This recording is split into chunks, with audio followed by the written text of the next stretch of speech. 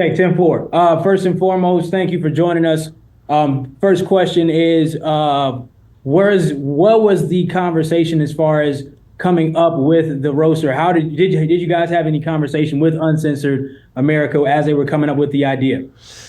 Yeah, they said, I've done a couple talks with Uncensored. We tried to do one at Penn State with Alex Stein, and the students went insane and spat on Alex, attacked the few conservatives who showed up, and then we needed a police escort to get out of there. There's a mob of 500 lunatic college students. So I work with these guys regularly, and they said, do you want to do a comedy show at University of South Carolina with Milo? And I said, sure. And then on their own, they came up with the nomenclature Kamala and the roast concept, but it won't exactly be like the classic roast you see in Comedy Central. We're just going to make fun of what could be the worst president in American history. And I guess one of the big questions is the nature of how this was rolled out. Obviously, this was presented to students by and large through email via flyer. With that being the case, this is obviously going to be something that draws a lot of attention, that draws a lot of controversy because of the name title. And then we get to the conversation of First Amendments. But do you feel in any way that this is going to, I guess, incite any violence in this scenario?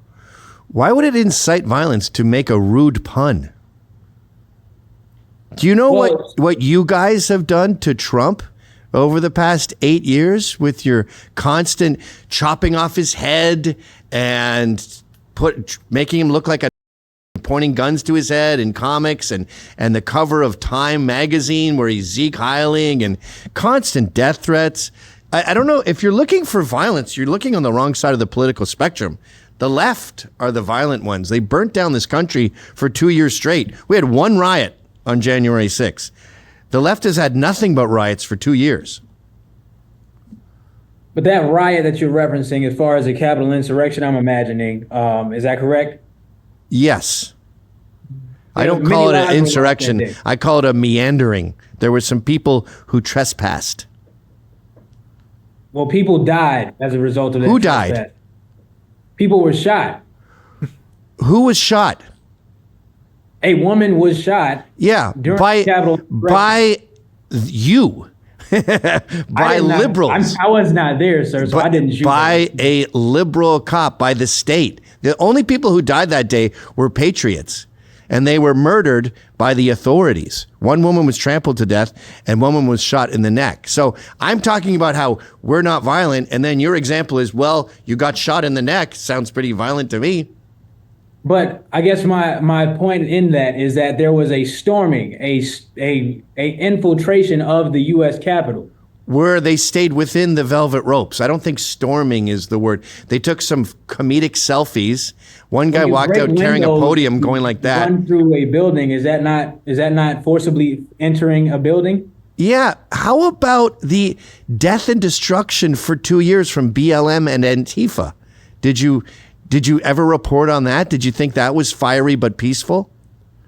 What death and we're focusing on the topic of safety as far as this specific event is concerned. Well, I hope I don't get shot in the neck if that's what you're asking. That's one of my goals. Every time they talk about these things, they talk about violence, and the violence is always perpetrated against the speakers. Like there was at the Penn State thing, there was pepper spray, but it was conservatives getting pepper sprayed by radical leftists. So if there's any violence at that thing, it's going to be directed towards me.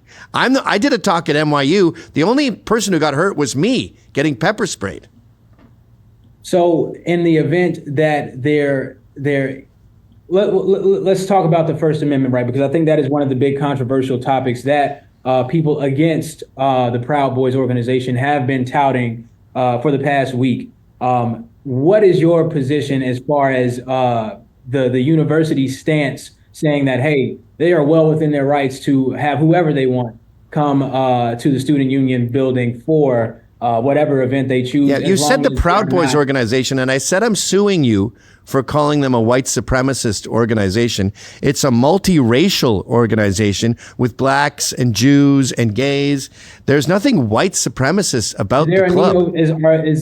is neo-fascism what you would describe the organization as?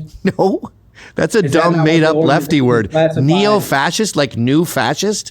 What the No. does that mean? What is a the neo-fascist? organization not classified as a neo-fascist organization? That's the question I'm asking you. That's a juvenile, silly way to describe anything. What, like, is there even a neo-fascist organization in all of America? Like, I guess there's the Aryan Brotherhood in Boys are prison. listed They're white on- supremacists. Are you not listed on websites as a neo-fascist organization? I'm listed by the SPLC as a hate group, which is why I'm suing the SPLC in a well-advertised lawsuit that you can look up, suing them for $2.5 million because of that lie. By the way, the SPLC and the ADL, you know who they classify as hate groups? They classify pro-life organizations. They classify plenty of Muslim organizations. They classify basically every Christian conservative in the country. They think Christian nationalism is white supremacy. But to get back to your earlier question about free speech, I believe free speech is well defined in the Constitution, and it is all speech. The only speech that should be censored, monitored, is direct threats of violence that are plausible. So if I sit here and I say, I'm going to the Dalai Lama, that's fine. That's ridiculous. It's not happening. If the head of the Bloods says Gavin McInnes and there's a reward, that's plausible and that should be illegal. Or if he says the Dalai Lama, whatever. I shouldn't have used myself as an example. And the law clearly states that. What a lot of young people don't understand, because education sucks, and I assume that includes USC, free speech includes hate speech. Now, we're not racists, we're not bigots, but even if we were, free speech includes that. I don't know who told the millennials that hate speech isn't included in free speech. It includes all speech. In fact, the law is specifically designed for the most possible offensive speech. I would consider the most offensive speech possible would be someone defending pedophilia. That, to me, is the most offensive thing imaginable. That's allowed. That's part of free speech. Sorry.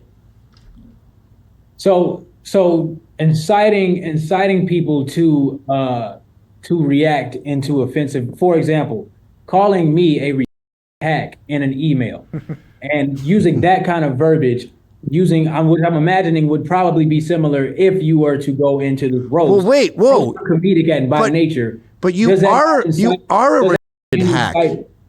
I'm just speaking facts. These are, I guess you'd call them hate facts. But if you call the Proud Boys white supremacists, you're a retard. You have to be a medical official to call me and that for that to be a justified cause. You are not, to my knowledge. I think you should be mad at nature. I don't understand why I'm the bad guy, because you're. No, I'm again, you're not a medical professional. You have no position to call me. Oh, you don't need to be a medical professional to spot a retard.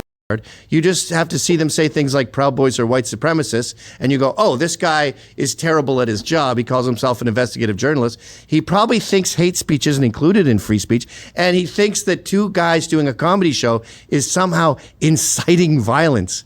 And by the way, for the record, you can also look this up, investigative journalists. It's perfectly legitimate to yell fire in a crowded theater. That's another myth that millennials don't seem to understand. What is your hope when you bring the attention to this at USC's campus on the 18th? What are you hoping that comes out of the event? I would hope that these young people realize how often they're being lied to by people like you, by the media. I don't think that young people hate the media enough. I think you guys are, 90% of you are totally incompetent.